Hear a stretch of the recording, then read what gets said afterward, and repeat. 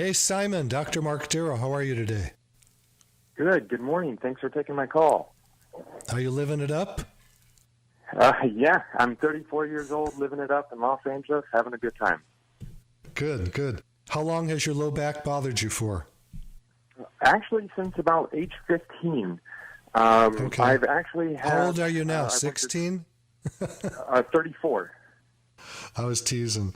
So you've had it for a long time. Were you an athlete back then? Yes.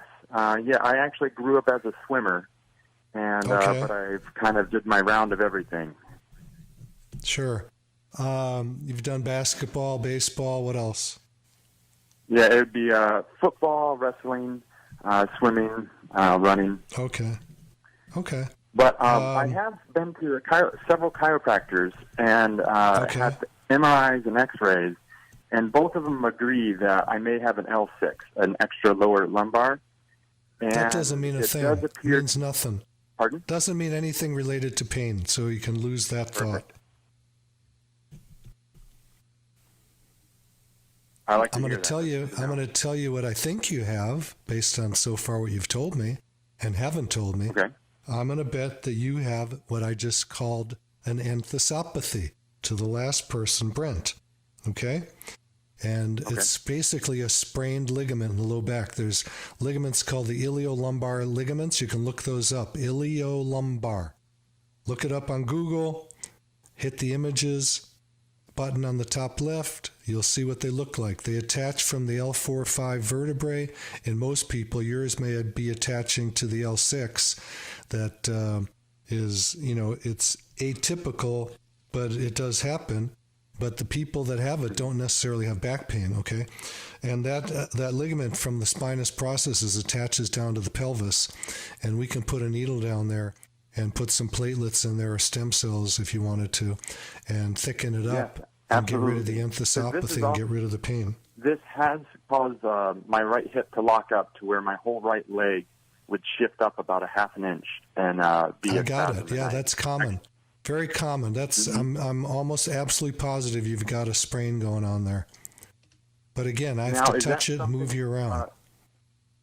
Because I'm at usually a constant pain around 2 or 3, and sometimes stretching causes problems, sometimes not stretching causes problems.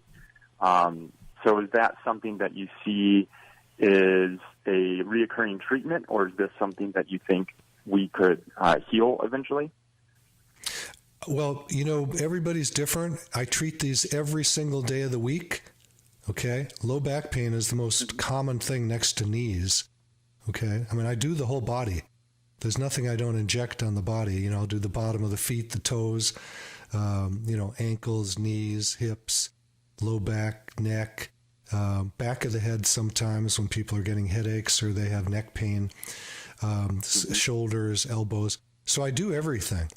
I've been doing this a long, long, long time, and I've had a lot of training in it, and I train a lot of other doctors. So there's no part of the body that I won't do. I'm not going to do your eyeballs, obviously, but I'm talking about the musculoskeletal system.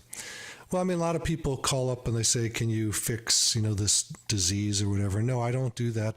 I don't inject IV, intravenously. Mm-hmm. I just, I do it where it's hurting. But there's a good chance we can heal this up. There are a couple other things that attach at those spots you're talking about. If you look up quadratus lumborum muscle, you'll see that attaches down there. And then there is a fascia. Fascia is collagen. It's like saran wrap, but it's made out of tissue that also attaches down there. It's the thoracodorsofascia. So there's a lot of action down in that spot where you're having pain. And those are things that are bread and butter for me. Those are things that we heal every day. Now, your question was, once I treat it, does it go away forever? Who knows? Right. Are you going to injure it again? Are you going to use it again? If you change a set of tires on a car and you're a race car driver, do you have to change them again? Maintenance, what do you think? Maintenance.